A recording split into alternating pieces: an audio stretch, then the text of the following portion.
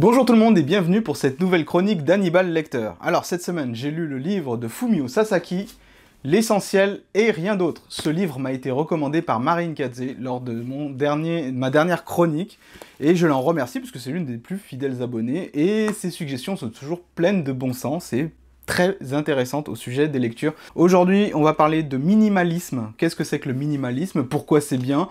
Est-ce que c'est conseillé pour tout le monde et est-ce que ça peut vous rendre heureux? Réponse après le jingle.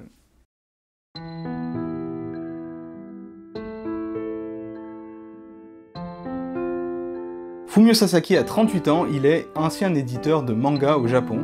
Ça veut dire qu'il était dans un secteur en déclin, avec un boulot qu'il n'aimait plus vraiment comme au début. Tout ça, il cherchait un petit peu la solution, pourquoi il n'était pas heureux, pourquoi il était toujours de mauvaise humeur, et pourquoi il se levait toujours en étant fâché, comme ça. Et il s'est rendu compte que la source de tous ces problèmes était justement son trop-plein d'objets.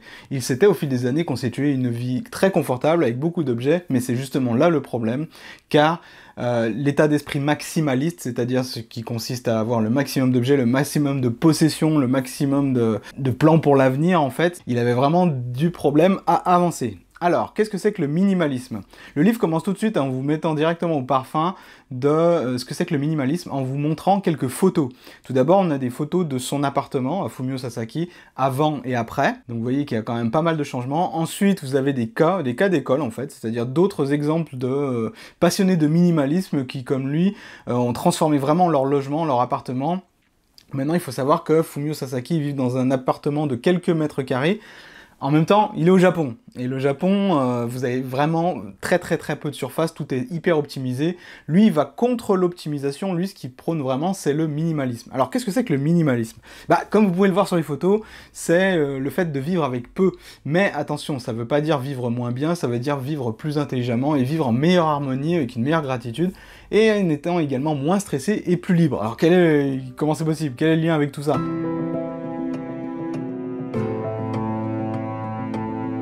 La plupart des objets qui sont dans votre quotidien encombrent votre espace. Alors, pour certains objets, oui, il est très difficile de faire sans. Mais la plupart des objets qui sont dans votre quotidien, non seulement vous prennent de l'espace, l'auteur le dit lui-même, c'est un peu comme des colocataires qui seraient là, mais il n'y a que vous qui payez le loyer, quoi. Ils vous prennent de l'espace, ils vous prennent du temps également, parce que chaque objet que vous achetez, ça va nécessiter de l'entretien. Il y a toujours quelque chose qui fait que un objet, forcément, à un moment ou un autre, va vous demander de l'entretien. Alors là, l'idée, c'est pas d'avoir une vie sans entretien du tout, c'est d'avoir une vie plus libre et où les moments sont plus intéressants. Également quelque chose de maximaliste, c'est-à-dire quelque chose d'encombré, comme un intérieur, comme un bureau, comme un esprit, parce qu'on peut être également encombré d'informations, par exemple, il le dit lui-même dans le livre.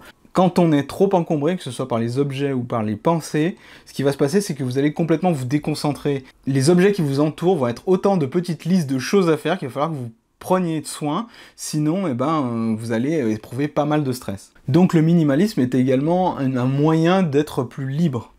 L'auteur le dit lui-même, c'est-à-dire que en ayant moins de choses, du coup son ménage est plus facilement fait, il prend du plaisir à le faire, et il est dans un intérieur où il se sent bien, parce que le fait de ne pas avoir beaucoup de choses, même si nous autres Européens ça peut nous faire stresser, il faut savoir qu'au Japon ce livre est un véritable phénomène, et qu'en librairie il s'arrache comme des petits pains.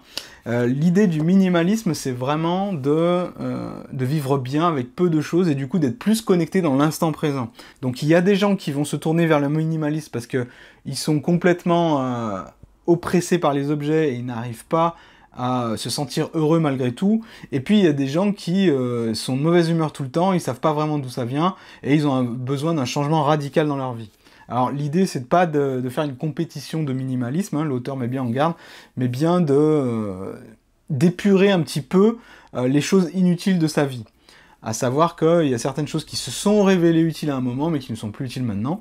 Il parle très précisément des cadeaux et des souvenirs. Alors là, je suis pas vraiment d'accord avec lui, parce que les souvenirs, enfin personnellement, j'ai du mal à les jeter. Les photos, il préconise par exemple de prendre les photos d'un album photo et de toutes les numériser, alors que moi je suis justement pour l'inverse, c'est-à-dire que les photos numériques, un jour elles vont toutes disparaître, et de toute façon on n'y revient jamais dessus, alors qu'un livre, un album dans lequel vous avez vos photos, pour moi c'est quelque chose qui est plus Bah, c'est quelque chose qui, justement, il y a un effet Madeleine de Proust, où quand vous ouvrez ça, il y a tout de suite plein de souvenirs qui vous reviennent en tête. Si vous attendez de faire l'effort d'aller dans votre sauvegarde numérique, ce qui va se passer, c'est que bah, déjà, vous allez jamais y aller, et ensuite, ça va pas être la même chose. Donc là, je suis pas vraiment d'accord avec l'auteur. Mais en même temps, il le dit lui-même, on peut être minimaliste à plusieurs degrés.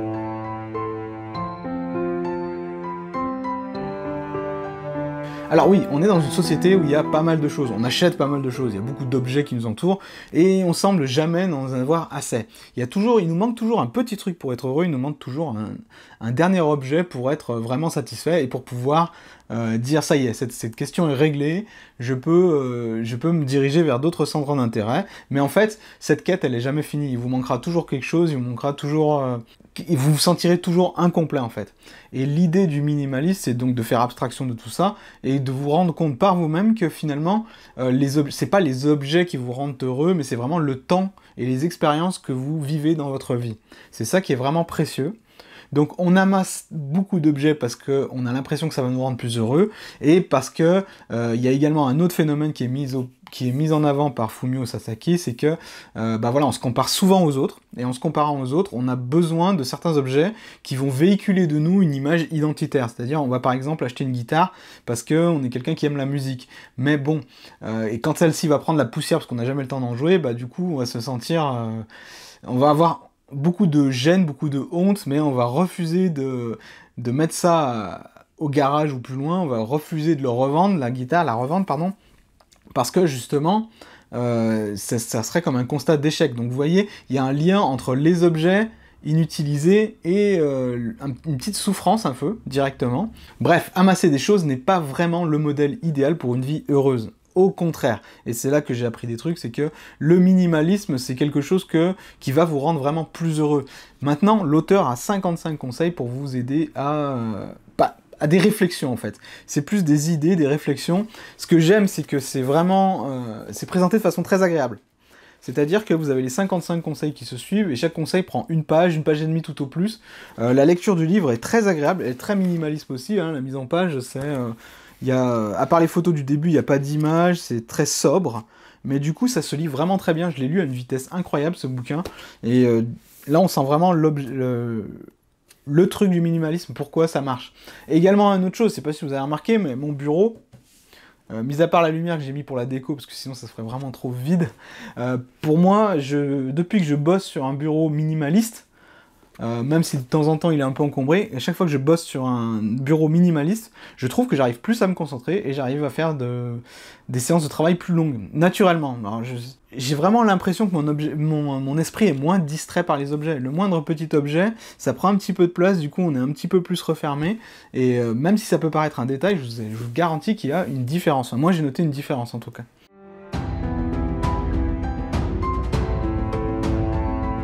L'auteur arrive sur la partie qui est 55 conseils pour dire adieu à vos affaires. Alors, le truc, c'est que c'est des conseils, c'est plus des états d'esprit, c'est plus de la philosophie, et il y a également quelques petits tips qui sont vraiment intéressants. Certains, j'en avais déjà entendu parler, mais la plupart, non. Faut savoir que je connaissais pas du tout le minimalisme, parce que c'était juste d'idées. L'un des plus grands minimalistes qui est... quelqu'un qui cite souvent en exemple, c'est Steve Jobs. Lui était un minimalisme, même jusque dans sa garde-robe, puisque bah, il prenait toujours les mêmes affaires, en fait, la même tenue, le même uniforme, pour pas avoir à être stressé par le choix du matin, et finalement la mode de toute façon c'est quelque chose qui est futile, ne vous rendra pas plus heureux. Donc voilà, c'est un état d'esprit minimaliste. Déjà les 55 conseils, je vais pas tous les passer en revue, mais sachez que le premier message et le premier conseil, c'est justement abandonner l'idée que vous ne pouvez pas abandonner vos affaires. En effet, il y a beaucoup de gens qui se disent « Oh là là, mais moi j'ai trop de... Enfin, mes objets, je me vois pas faire une croix dessus. » En fait, il n'existe pas d'objets qui soient irremplaçables. Tout est vraiment remplaçable, y compris vos objets les plus personnels, et y compris ceux qui vous procurent de la joie. Sachant que ce n'est pas une compétition, et que les objets, de toute façon, il y en a certains qui vont juger que tel objet est irremplaçable, d'autres qui vont juger qu'au contraire, ça lui sert à rien du tout. La première des choses que vous devriez faire, c'est jeter quelque chose tout de suite. Autour de vous, ça c'est un des conseils, jetez quelque chose tout de suite. C'est quelque chose qui n'encombrera plus votre espace, quelque chose qui n'encombrera plus votre vie. commencez, ça peut être même, il dit même, ça peut être un bout de papier, ça peut être quelque chose qui prend la poussière sur une étagère depuis trop longtemps. Faites-le immédiatement, déjà ça mettra votre cerveau en alerte sur ça y est, j'ai envie de jeter des choses. Également, ne pas confondre jeter les choses et devenir minimaliste. C'est pas parce que vous jetez beaucoup de choses que vous allez magiquement d'un coup comme ça devenir minimaliste. C'est pas comme ça que ça marche. C'est vraiment faire la distinction entre ses besoins et ses désirs. Donc ça sert à rien de jeter des choses dont vous avez vraiment besoin, et ça sert à rien de jeter une guitare parce que l'auteur dit que la guitare ça ne sert à rien. Ça sert à rien pour lui, mais si vous êtes un passionné de musique, c'est plus un désir, c'est vraiment un besoin pour vous, donc vous n'allez pas jeter votre guitare. Si vous voulez commencer dans un état d'esprit plus minimaliste, que vous ne savez pas exactement par où commencer, une fois que vous avez jeté quelque chose, l'idée c'est de commencer par jeter les rebuts, les choses dont vous n'avez vraiment plus besoin et qui sont malgré tout ici quelque part dans votre appart. Pour cela, il faut absolument vous défaire de l'état d'esprit qui consiste à dire, et ça c'est bien connu, j'en aurai peut-être besoin un jour. Parce que ça en fait, vous vous rendez compte que jamais vous en avez besoin. Vous le savez, hein. Mais moi c'est pareil, il y a plein d'objets, jamais j'en aurais besoin, mais je les garde en me disant peut-être qu'un jour j'en aurai besoin. Également, évitez, même ne pas acheter d'objets en plusieurs exemplaires, mais par exemple acheter plusieurs paires de ciseaux, ça sert à rien du tout. Acheter plusieurs fois la même chose, ça ne sert à rien du tout. L'idée c'est que vous devriez plutôt vous considérer comme quelqu'un qui est un locataire des objets qu'il achète, et non pas un propriétaire. En abordant cet état d'esprit de locataire, en fait, voilà, j'achète ça et je le loue pour 1 an, vous allez avoir une relation, en fait, finalement beaucoup plus saine et beaucoup plus mesurée et respectueuse de l'environnement avec les objets. Vous allez être tenté de faire moins de gaspillage et vous allez beaucoup plus apprécier finalement les objets. Parce que l'un des problèmes, c'est que vous avez toujours un phénomène de lassitude qui arrive, c'est pour ça que accumuler les objets, ça ne servira jamais, parce que au bout d'un moment, quel que soit l'objet, quel que soit l'appartement, même quel que soit ce que vous achetez, il interviendra toujours à un moment un phénomène de lassitude. Donc après, vous restez dans un cercle vicieux, en fait, où pour combler cette espèce de lassitude, vous achetez de la nouveauté, vous cumulez l'effet nouveauté, en fait. Parmi les autres conseils, il y en a un que j'ai trouvé également très intéressant, que j'avais déjà entendu, ce qui est jeter tout ce qui n'a pas servi depuis 1 an. Donc voilà, si c'est là depuis 1 an et que vous n'en êtes pas servi, c'est que y a un problème avec cet objet, et il est sans doute préférable de le jeter. Quand l'auteur dit jeter, attention, c'est l'un des conseils également qu'il donne, c'est le revendre. Hein. C'est pas le jeter pour faire du gaspillage, c'est vraiment le jeter pour le revendre, pour que ça serve à quelqu'un d'autre. Hein. Si vous avez vraiment du mal à vous séparer de certains objets, l'auteur encourage fortement à les prendre en photo. C'est-à-dire que en les prenant en photo, c'est un peu comme si vous leur faisiez une petite cérémonie d'adieu, comme si vous leur faisiez une petite cérémonie d'adieu, et du coup, c'est plus facile après pour s'en séparer. Autre chose, vous pouvez les mettre en sursis. Vous pouvez les mettre de côté, et du coup, un peu plus tard, quand vous vous reposerez la question est-ce que je le jette ou est-ce que je le garde, là vous serez plus prêt à prendre la décision ou au contraire le réintégrer dans vos affaires. L'idée c'est que si cet objet se retrouve 5 fois dans votre zone de sursis, c'est que vous devriez vraiment le jeter, ça veut dire, parce qu'il y a nul objet... c'est si c'est pas un oui enthousiaste au moment de le garder, ça veut dire que c'est un non. Donc voilà, ça c'est un autre conseil, une autre boussole pour vous aider à voir si vous avez gardé ou pas cet objet. Également, un autre point sur lequel vous devriez faire attention si un jour vous avez envie de devenir minimaliste, c'est l'espace vide. Une fois que vous avez enlevé vos objets, imaginons que vous avez enlevé un gros meuble parce qu'il vous sert vraiment à rien, il va y avoir un espace vide. Là, le piège, c'est d'essayer de le combler en fait. Ne comblez surtout pas les espaces vides. Autre chose, il vaut mieux s'attaquer au nid plutôt qu'aux parasites. C'est-à-dire que, par exemple, il vaut mieux essayer d'enlever des rangements plutôt que ce qu'il y a dans les boîtes de rangement, par exemple. Parce que vous allez toujours trouver un moyen de combler l'espace, de combler un petit peu ces boîtes de rangement, alors que si vous enlevez carrément tout le système de rangement, le problème va être réglé de lui-même. Alors oui, ça peut paraître un peu radical comme ça, mais l'état d'esprit est vraiment très... minimaliste déjà, c'est sûr, mais c'est vraiment un esprit pratique et un esprit d'optimisation. Encore une fois, vous n'êtes pas obligé d'aller jusqu'ici. Et enfin, un autre conseil qui m'a marqué, c'est que si un jour vous tombez sur un objet et que vous vous dites « Ah mais j'avais ça moi », vous avez tout simplement prouvé que vous avez pu vivre sans cet objet, donc vous devriez le jeter immédiatement.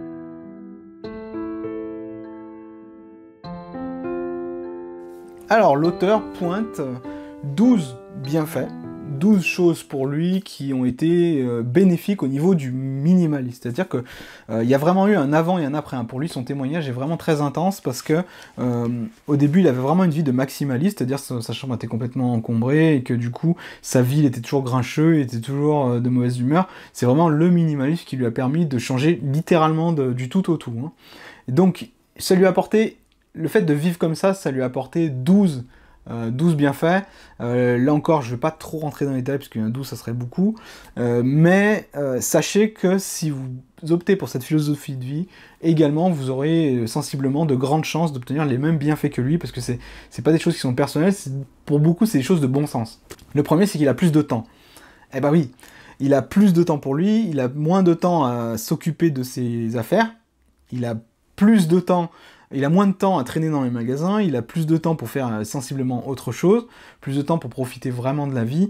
Bref, il y a vraiment une sensation de temps il gagne du temps en fait en faisant ça. Il n'est plus l'esclave de ses objets, parce que il fait beaucoup référence à Fight Club par exemple, où il dit les choses que tu possèdes finissent par te posséder. C'est une des citations de Fight Club, bah là c'est complètement ça ce qu'il veut dire. Également un autre gros bienfait, c'est que il se juge plus par rapport aux autres, il n'a plus peur du regard des autres, parce que de toute façon c'est un minimaliste, il est comme ça, et du coup il est heureux comme ça, c'est vraiment du vrai bonheur, quoi. C'est pas quelque chose de fin, il n'achète plus d'objets pour se faire valoir, ou pour essayer de se déterminer une identité.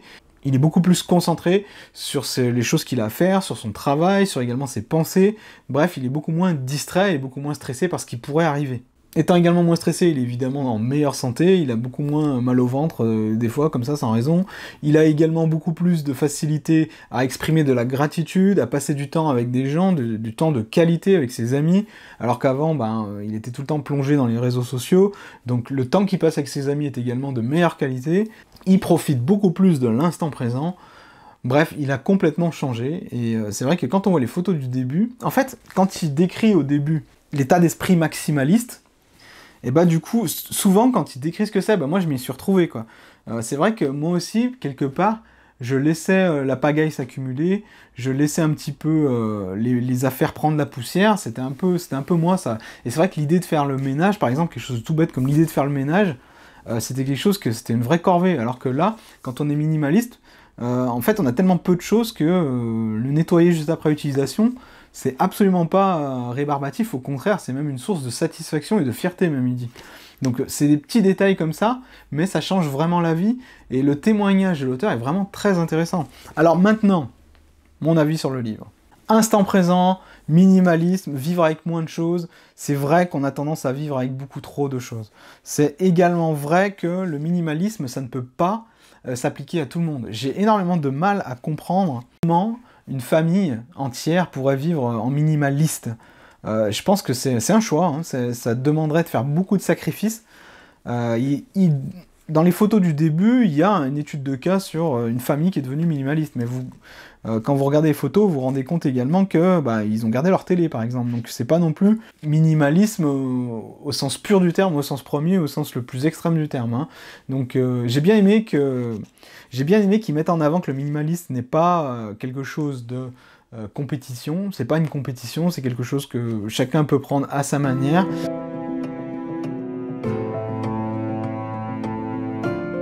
Alors déjà, la lecture très agréable, je l'ai déjà dit, je le redis, c'est vraiment, pour moi ça a été un plaisir vraiment de lire ce livre. Je ne suis pas d'accord avec tout ce que dit l'auteur, mais moi aussi j'aurais besoin de plus de minimalisme dans ma vie, j'aurais besoin d'épurer les choses, et pour l'avoir testé, pour le tester régulièrement, je peux vous dire que déjà, essayez un truc, essayez de nettoyer votre bureau, juste ça. Essayez de nettoyer votre bureau pour qu'il soit quasi vide. Là encore j'ai mis ça, mais comme je vous dis, c'est juste pour la décoration, puisque ça me fait un peu de lumière également. Mais essayez de rendre une zone autour de vous minimaliste, juste pour voir ce que ça fait, pour vous donner un premier aperçu. Est-ce que je vais devenir minimaliste pur, au point de pouvoir déménager en quelques minutes, comme le dit l'auteur, c'est-à-dire que lui, il a tellement peu de choses que en 20 secondes, il serait prêt à déménager. C'est un truc de fou. Moi, ce serait pas le cas, évidemment. Ce serait même impossible, ce serait même un grand stress. Mais voilà, sans aller jusqu'à ces extrêmes, comment pouvez-vous devenir minimaliste et est-ce que ce serait utile pour vous? Est-ce que ça vous rendrait vraiment heureux? Moi, personnellement, je suis persuadé que oui. Maintenant, c'est pas le cas de tout le monde. Quel est votre point de vue là-dessus? Est-ce que le minimalisme c'est quelque chose qui vous tente? Est-ce que vous en avez déjà entendu parler déjà? Dites-le moi dans les commentaires ci-dessous.